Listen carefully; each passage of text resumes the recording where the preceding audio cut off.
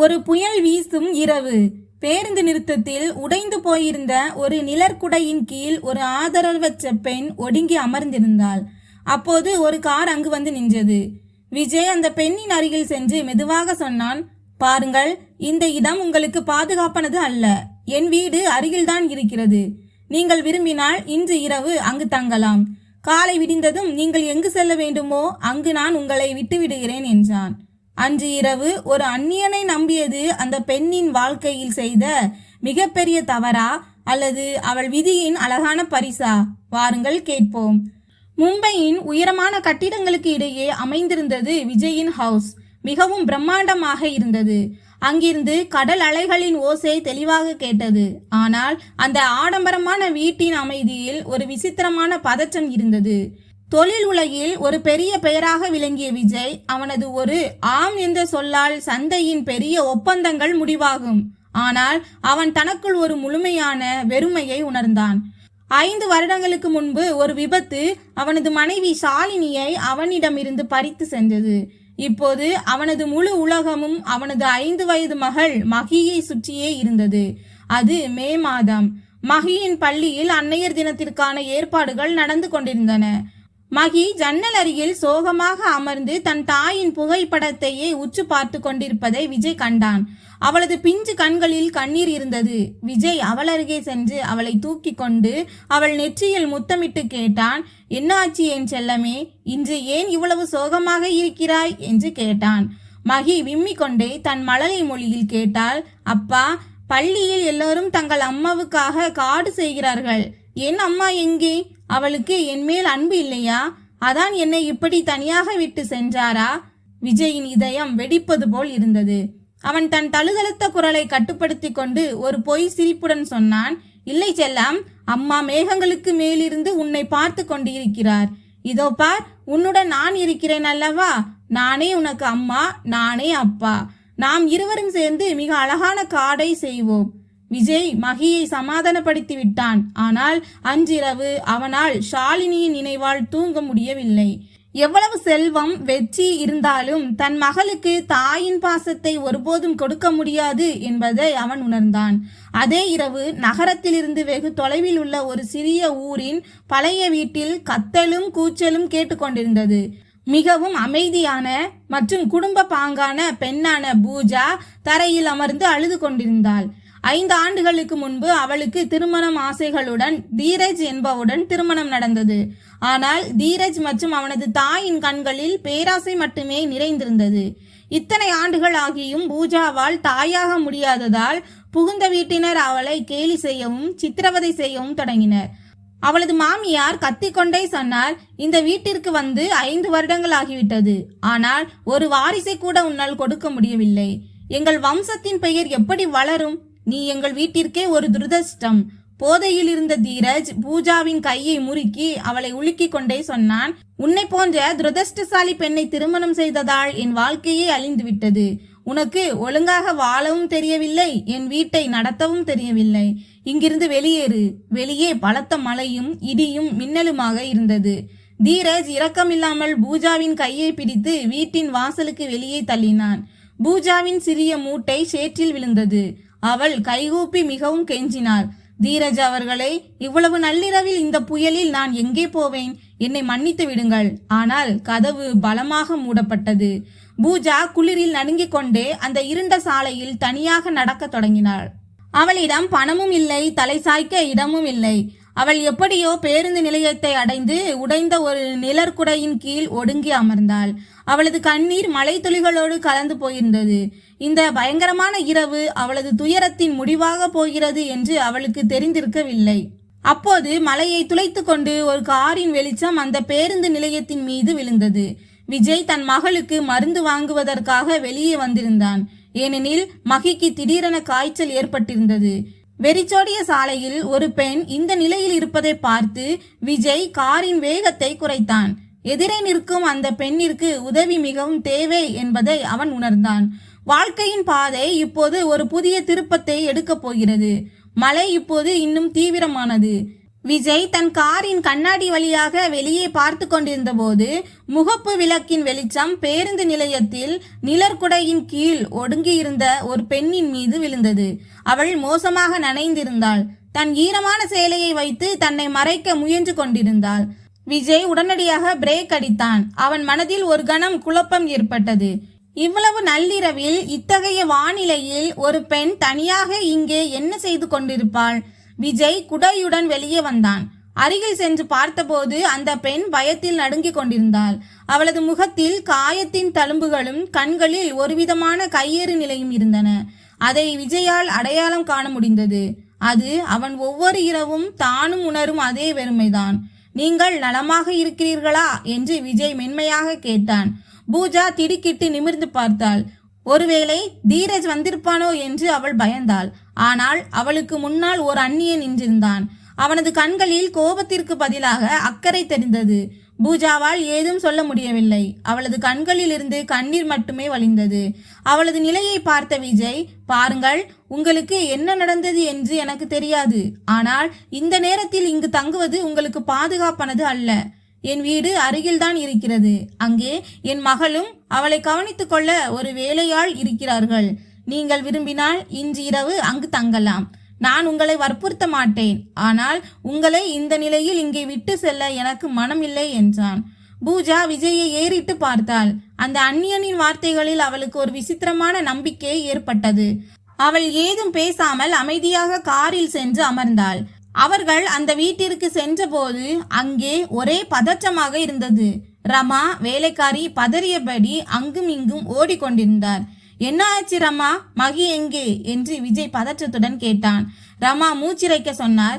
மகனே, மகிக்கு காய்ச்சல் அதிகமாகிவிட்டது. அவள் அழுதழுது மிகவும் சோர்வாகிவிட்டாள். தன் அம்மாவை மட்டுமே கூப்பிடுகிறாள். யாரையும் தொட்டுக்கூட பார்க்க விடமாட்டேன் என்கிறாள். விஜய் ஓடி சென்று மகியின் அறைக்குள் நுழைந்தான். பூஜாவும் அவனுக்கு பின்னாடியே சென்றாள். மகி படுக்கையில் துடித்து கொண்டிருந்தாள். மீண்டும் மீண்டும் அம்மா, எனக்கு அம்மாவிடம் போக வேண்டும் என்று சொல்லிக் கொண்டிருந்தாள். விஜய் அவளை சமாதானப்படுத்த முயன்றான். ஆனால் மகி கை கால்களை உதைத்து அடம் பிடித்தாள். அப்போது பூஜா மெதுவாக முன்னே வந்து மகியின் சுடும் நெற்றியில் கை வைத்தாள். அவளது கை அவ்வளவு மென்மையாக இருந்ததால் மகி ஒரு கணம் அப்படியே நின்றாள். பூஜா மிகவும் பாசத்துடன் அவளை தன் மடியில் அணைத்து கொண்டு அவள் காதில் ஒரு பழைய தாலாட்டை முணுமுணுக்க தொடங்கினாள். ஆச்சரியமான விஷயம் என்னவென்றால், யாராலும் அடக்க முடியாத அந்த சிறுமி இந்த அந்நிய பெண்ணின் மடியில் அமைதியாக தொடங்கினாள். மகி தன் மங்கலான கண்களால் பூஜாவை பார்த்து அவளது கையை இறுக்கமாக பிடித்து கொண்டாள். அவள் தேடிக்கொண்டிருந்த அந்த அமைதி பூஜாவின் மடியில் அவளுக்கு கிடைத்தது. பூஜாவின் கண்களும் கலங்கின. எந்த சமூகம் அவளை மலடி என்று சொல்லி ஒதுக்கியதோ, இன்று ஒரு குழந்தை அவளது மடியில் சாய்ந்து நிம்மதியாக உறங்கிக் கொண்டிருந்தது. தான் குறையுள்ளவள் அல்ல என்பதை அவள் முதல் முறையாக உணர்ந்தாள். விஜய் வாசலில் நின்று இதையெல்லாம் பார்த்து கொண்டிருந்தான். தான் பல ஆண்டுகளாக பணத்தாலும் பொம்மைகளாலும் நிரப்ப முயன்ற அந்த வெறுமையை இந்த தெரியாத பெண் சில நிமிடங்களில் தன் தாய்மையால் நிரப்பிவிட்டதை அவனால் நம்ப முடியவில்லை. அன்று இரவு மகி ஆழ்ந்து உறங்கினாள். பூஜா இரவு முழுவதும் அவளது கையை பிடித்தபடி அங்கேயே அமர்ந்திருந்தாள். நாட்கள் மெல்ல மெல்ல இயல்பு நிலைக்கு திரும்ப தொடங்கின. விஜயின் அறை இதுவரை வெறும் விலையுயர்ந்த பொருட்களால் நிறைந்த ஒரு பெரிய அறையாக மட்டுமே தெரிந்த அந்த பிளாட் பூஜா வந்த பிறகு ஒரு வீடு போல உணரப்பட்டது. இப்போது அங்கிருந்த சுவர்களில் குளிர்ச்சி இல்லை, மாறாக ஒரு நெருக்கம் இருந்தது. சமையலறையிலிருந்து வரும் மசாலாக்களின் வாசனையும் வீட்டின் மூலைகளில் அலங்கரிக்கப்பட்டிருந்த புதிய மலர்களும் இந்த வீட்டை கவனித்துக் கொள்ள ஒரு ஆள் இருக்கிறார் என்பதை சொல்லாமல் சொல்லின. விஜயும் தனக்குள் மாற்றத்தை உணர்ந்தான்.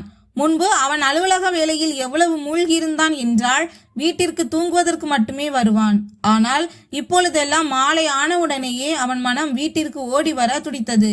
ஒரு மாலை வேளையில் அவன் திரும்பிய போது பால்கனியில் தெரிந்த காட்சியை கண்டு அங்கேயே நின்று விட்டான்.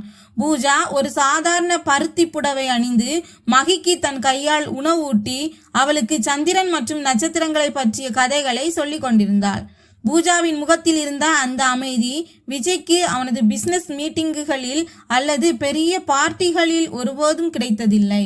இரவு மகி தூங்கிய பிறகு பூஜா விஜய்க்கு காஃபி கொண்டு வந்தாள். சோஃபா காலியாக இருந்த போதிலும் பூஜா தரை விரிப்பின் ஒரு மூலையில் ஒடுங்கி அமர்ந்திருப்பதை விஜய் பார்த்தான். விஜய் சிரித்து கொண்டே சொன்னான், பூஜா, ஏன் கீழே அமர்ந்து விட்டாய்? இங்கே வா, சோஃபாவில் அமர் என்றார். பூஜா தயக்கத்துடன் கண்களை தாழ்த்தி கொண்டாள். இல்லை விஜய் அவர்களே, இது என் பழக்கம். எங்களை போன்ற கிராமத்து ஆட்களுக்கு தரையில் அமர்வதில் கிடைக்கும் அந்த நிம்மதி இந்த உயரமான நாற்காலிகளில் எங்கே கிடைக்கப் போகிறது? இந்த பெரிய பொருட்கள் எல்லாம் எங்களை சற்று பயமுறுத்துகின்றன என்றாள். விஜய் அவளது அந்த எளிமையை பார்த்தபடி நின்றான். அவன் காஃபியை ஒரு சீப் குடித்துவிட்டு மெதுவான குரலில் கேட்டான். தீரஜ் உன்னை ஒருபோதும் புரிந்து கொள்ள முயலவில்லையா? நான் சொல்ல வருவது, நீ எப்படி இருக்கிறாயோ அப்படியே நீ மிகவும் ஸ்பெஷல் ஆனவள். பூஜாவின் கண்களில் ஒரு கணம் பழைய கசப்பு மேலோங்கியது. அவள் ஒரு நீண்ட பெருமூச்சு விட்டாள். ஒருவேளை என்னுடைய இந்த எளிமைதான் அவர்களுக்கு சுமையாக இருந்ததோ என்னவோ. எனக்கு ஒழுங்காக பேச தெரியவில்லை என்று அவர்கள் நினைத்தார்கள். நான் அவருடைய நண்பர்களுக்கு முன்னால் நிற்க தகுதியற்றவள் என்று கருதினார்கள். அவர்கள் எப்போதும் என் படிப்பை மட்டுமே பார்த்தார்கள். ஆனால் நான் அவர்களுடைய வீட்டை தன் வீடாக மாற்ற எவ்வளவு முயற்சி செய்கிறேன் என்பதை ஒருபோதும் பார்க்கவில்லை. விஜய் மிகவும் நிதானமாக சொன்னான். படிப்பு என்பது வெறும் பட்டங்கள் மட்டுமல்ல பூஜா. நீ மகிக்கு கொடுக்கும் அந்த பாசமும் நீ விஷயங்களை புரிந்து கொள்ளும் விதமும் எந்த புத்தகத்திலும் சொல்லித்தரப்படுவதில்லை. நான் நிறைய படித்தவர்களை பார்த்திருக்கிறேன். அவர்கள் உள்ளுக்குள் முற்றிலும் வெறுமையாக இருப்பார்கள். நீ படிப்பறிவற்றவள் அல்ல, நீ ஒரு புத்தகம் போன்றவள். உன்னை புரிந்து கொள்ள ஒரு இதயம் வேண்டும். விஜயின் இந்த வார்த்தைகள் பூஜாவின் இதயத்தின் ஏதோ ஒரு மூலையை தொட்டன. முதல் முறையாக யாரோ ஒருவர் அவளுக்குரிய அந்த மரியாதையை கொடுத்தார்கள். அன்று இரவு காஃபியின் ஆவிக்கு இடையே இருவருக்கும் இடையே ஒரு சொல்லப்படாத உறவு மலர்ந்தது. பூஜாவின் ஒவ்வொரு சிறிய விஷயமும் இப்போது விஜய்க்கு பிடிக்க தொடங்கியது. அவள் காலையில் எழுந்து செடிகளுக்கு நீர் ஊற்றுவதாகட்டும் அல்லது மகியின் பிடிவாதங்களை அன்போடு கையாள்வதாகட்டும் அனைத்தும் அவனை ஈர்த்தன. விஜய் இப்போது வீட்டிற்கு வரும்போது அடிக்கடி பூஜாவுக்காக ஏதேனும் ஒன்றை வாங்கி வருவான். சில நேரங்களில் அவளுக்கு பிடித்த புடவை, சில நேரங்களில் ஏதேனும் ஒரு சிறிய பொருள். ஒரு நாள் அவன் பூஜாவிடம் ஒரு சிறிய பெட்டியை கொடுத்தான். அதில் வெள்ளி கொலுசுகள் இருந்தன. பூஜா அதை பார்த்ததும் அவள் கண்கள் கலங்கின. இது எனக்கா என்று அவள் வியப்புடன் கேட்டாள். விஜய் அவள் அருகே வந்து சொன்னான். நீ நடக்கும் சத்தம் இந்த வீட்டின் அமைதியை உடைக்கிறது. நீ நடக்கும்போது இந்த இசை எப்போதும் ஒலித்து கொண்டே இருக்க வேண்டும் என்று நான் விரும்புகிறேன். தான் ஒருவருக்கு முக்கியமானவள் என்பதை பூஜா முதல் முறையாக உணர்ந்தாள். தீரஜின் வீட்டில் அவளுக்கு அவமதிப்பு மட்டுமே கிடைத்தது. ஆனால் இங்கே விஜயின் கண்களில் அவளுக்காக மரியாதையும் ஒரு ஆழமான ஈர்ப்பும் இருந்தது. இந்த உறவு எந்த அவசரமும் இல்லாமல் நம்பிக்கையின் அடிப்படையில் மெல்ல மெல்ல வளர்ந்து கொண்டிருந்தது. இதுவரை உலகத்தை கண்டு பயந்து கொண்டிருந்த பூஜா இப்போது விஜயுடன் இருக்கும்போது பாதுகாப்பாக உணர்ந்தாள். பூஜா வந்த பிறகு விஜயின் வீட்டு சூழல் முற்றிலும் மாறியது. மகி இப்போது முன்பை போல அமைதியாக இருப்பதில்லை. அவள் பள்ளியிலிருந்து வந்தவுடனேயே நேராக பூஜாவிடம் ஓடி வந்து அவளை பிடித்து கொள்வாள். ஒரு மதிய வேளையில் மகி தன் பையை சோஃபாவில் வீசிவிட்டு ஒரு டிராயிங் ஷீட்டை எடுத்துக்கொண்டு பூஜாவிடம் வந்தாள். அவள் பெருமையுடன் சொன்னாள். பூஜா அம்மா, இன்று பள்ளியில் ஆசிரியர் எனது குடும்பம் வரைய சொன்னார்கள். பாருங்கள், நான் உங்களது மற்றும் அப்பாவின் படத்தை வரைந்துள்ளேன். அம்மா என்று சொல்லை கேட்டதும் பூஜா அப்படியே உறைந்து போனாள். அந்த வார்த்தை அவள் காதுகளில் ஒரு குளிர்ந்த சாரலை போல விழுந்தது. அவள் நடுக்கத்துடன் மகியை அருகில் இழுத்து மெதுவாக கேட்டாள். ஆனால் மகி செல்லமே, உன் உண்மையான அம்மா அந்த புகைப்படத்தில் இருக்கும் அழகான தேவதை அல்லவா? மகி ஓடி சென்று தனது பழைய ஆல்பத்தை எடுத்து வந்தாள். தன் தாயின் புகைப்படத்தை காட்டி மிகவும் மழலையாக சொன்னாள். அம்மா கடவுளிடம் சென்று விட்டதாக அப்பா சொல்கிறார். ஆனால் அவர் என்னை மட்டும் தனியாக விட்டுவிடவில்லை, உங்களை அனுப்பி வைத்துள்ளார். பாருங்கள், உங்கள் கண்கள் அப்படியே அம்மாவை போலவே இருக்கின்றன. நீங்கள் என்னை பிடிக்கும்போது அம்மாவின் புகைப்படத்திலிருந்து வரும் அதே வாசனை எனக்கு வருகிறது. நீங்கள்தான் என் புதிய அம்மா என்றாள். பூஜா மகியை அணைத்து கொண்டாள். அவள் கண்களிலிருந்து கண்ணீர் வழிந்தது. எந்த சமூகமும் புகுந்த வீடும் அவளை மலடி என்று சொல்லி வீட்டை விட்டு வெளியேற்றியதோ, இன்று அந்த சிறுமி அவளுக்கு உலகின் மிகப்பெரிய மகிழ்ச்சியை கொடுத்து விட்டாள். தீரஜின் கசப்பான வார்த்தைகளால் ஏற்பட்ட பூஜாவின் பழைய காயங்கள் இப்போது மெல்ல மெல்ல ஆறத் தொடங்கின. இப்போது அவள் அந்த வீட்டில் ஒரு ஆதரவற்ற பெண் மட்டுமல்ல, அந்த வீட்டின் உயிராகவே மாறிவிட்டாள். ஆனால் இந்த அமைதிக்கு நடுவே வெளி உலகம் பேச தொடங்கியது. விஜயின் அண்டை வீட்டாரும் அவன் குடியிருக்கும் சங்கத்தை சேர்ந்தவர்களும் கிசுகிசுக்க தொடங்கினார்கள். இவ்வளவு பெரிய தொழில் அதிபரின் வீட்டில் இந்த சாதாரண பெண் என்ன உரிமையில் தங்கியிருக்கிறாள் என்று மக்கள் ரகசியமாக பேசிக்கொண்டனர்.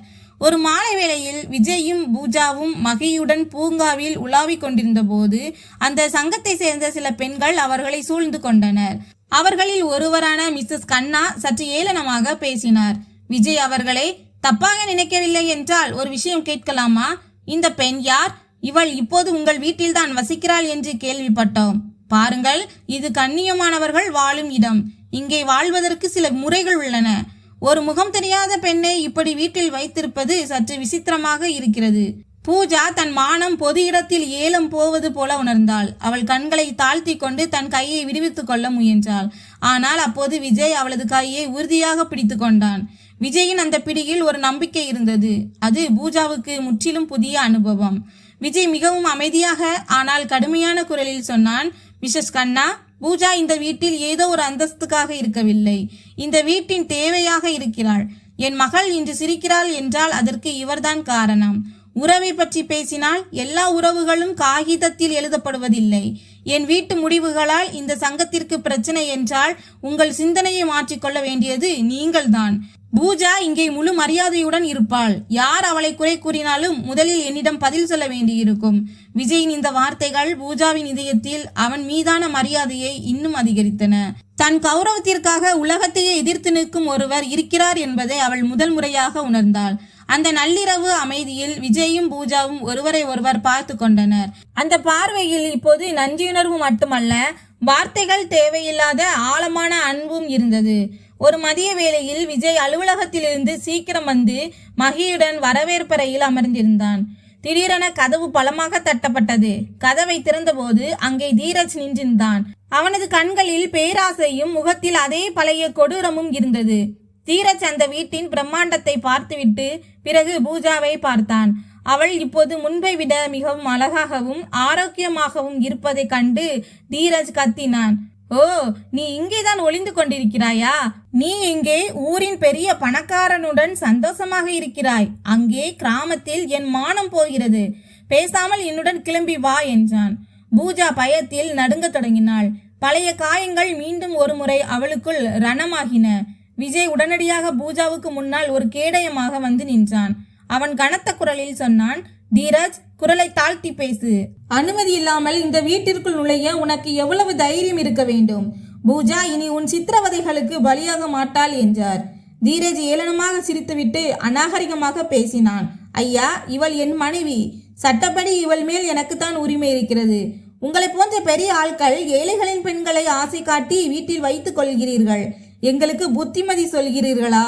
பூஜா இப்போது என்னுடன் வரவில்லை என்றால் உன்னையும் உன்னுடைய இந்த புதிய முதலாளியையும் அசிங்கப்படுத்தி விடுவேன் என்றான். பூஜாவின் கண்களில் பயம் இருந்தது. அவள் தன் விதியை நொந்து கொள்ள தொடங்கிய போது பின்னால் இருந்து ஒரு சிறிய குரல் கேட்டது. அம்மா! மகி ஓடி வந்து பூஜாவின் கால்களை இறுக்கமாக கட்டி கொண்டாள். அவள் அழத் தொடங்கி தீரஜை பார்த்து கத்தினாள். கெட்ட அங்கிள், என் அம்மாவை அழைத்து செல்லாதீர்கள். அப்பா, இந்த அங்கிளை இங்கிருந்து விரட்டுங்கள். அம்மா, என்னை விட்டு போக மாட்டேன் என்று வாக்குறுதி கொடுத்திருக்கிறார்கள். மகியின் விம்மல் சத்தம் பூஜாவுக்குள் தூங்கி கொண்டிருந்த ஒரு சிங்கப்பெண்ணை எழுப்பியது.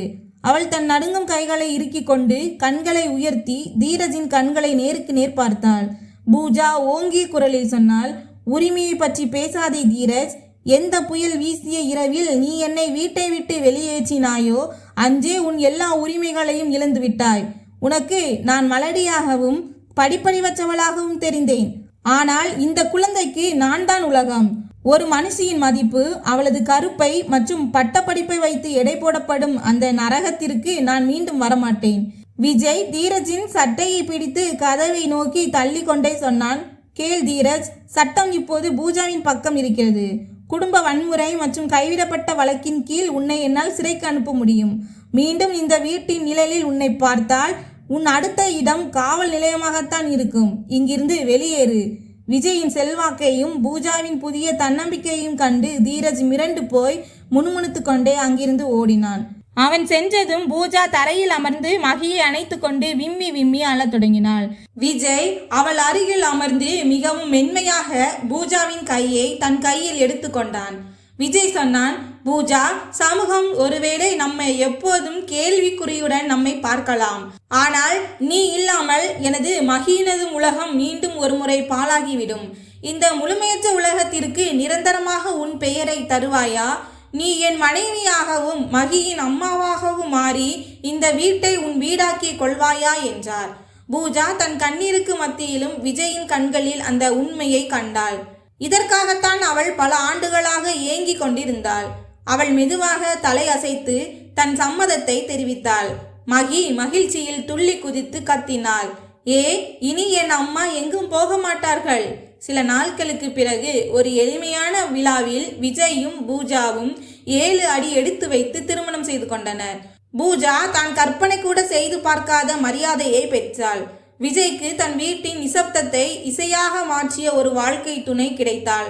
மகியின் அன்னையர் தின வாழ்த்து அட்டை இப்போது முழுமையடைந்தது. ஏனெனில் அவளிடம் இப்போது உலகின் மிக அழகான அம்மா இருந்தார். ஒரு காலத்தில் வெறும் செங்கற்கல்களால் ஆன கட்டிடமாக இருந்த அந்த வீடு இப்போது அன்பு மற்றும் நம்பிக்கையின் வாசனையால் மணக்கத் தொடங்கியது. நண்பர்களே, விஜய் மற்றும் பூஜாவின் இந்த கதை நமக்கு ஒரு சிறிய விஷயத்தை கற்றுக் கொடுக்கிறது. உறவுகள் என்பது இரத்தத்தால் மட்டும் உருவாவதில்லை. சில நேரங்களில் முகம் தெரியாத அந்நியர்கள் கூட நெருக்கமானவர்களை விட மேலாக நம் காயங்களை ஆற்றுகிறார்கள். தாய்மையின் பாசம் என்பது ஒருவரின் கற்பப்பையை சார்ந்தது அல்ல. தாய்மை என்பது ஒரு உயிரற்ற வீட்டையும் மகிழ்ச்சியால் நிரப்பும் ஒரு உணர்வு. எந்த பூஜாவை இந்த உலகம் மலடி என்றும் துரதிர்ஷ்டசாலி என்றும் சொல்லி ஒதுக்கியதோ அவளே சிதைந்து போயிருந்த ஒரு குடும்பத்திற்கு மீண்டும் வாழ கற்றுக் கொடுத்தாள். ஒரு மனிதனின் உண்மையான அடையாளம் அவனிடம் இருக்கும் காகித பட்டங்களாலோ அல்லது சமூகம் கொடுத்த வெற்றற்ற பெயர்களாலோ உருவாவதில்லை. விஜய்க்கு உலகம் முழுவதுமான வசதிகளும் வெற்றியும் இருந்தன. ஆனால் ஒரு ஆதரவற்ற பெண்ணின் துயரத்தை புரிந்து கொண்டு அவளது கரத்தை பிடித்தபோதுதான் அவன் தனது உண்மையான செல்வத்தை கண்டடைந்தான். வாழ்க்கை பெரும்பாலும் எல்லாம் முடிந்துவிட்டது என்று நாம் நினைக்கும் ஒரு திருப்பத்திற்கு நம்மை அழைத்து செல்லும். ஆனால் உண்மையில் அங்கிருந்துதான் ஒரு புதிய மற்றும் அழகான பயணம் தொடங்குகிறது. இருளில் நமக்கு துணையாக நீட்டப்படும் அந்த கரத்தை அடையாளம் கண்டு கொள்ள வேண்டியது மட்டுமே அவசியம்.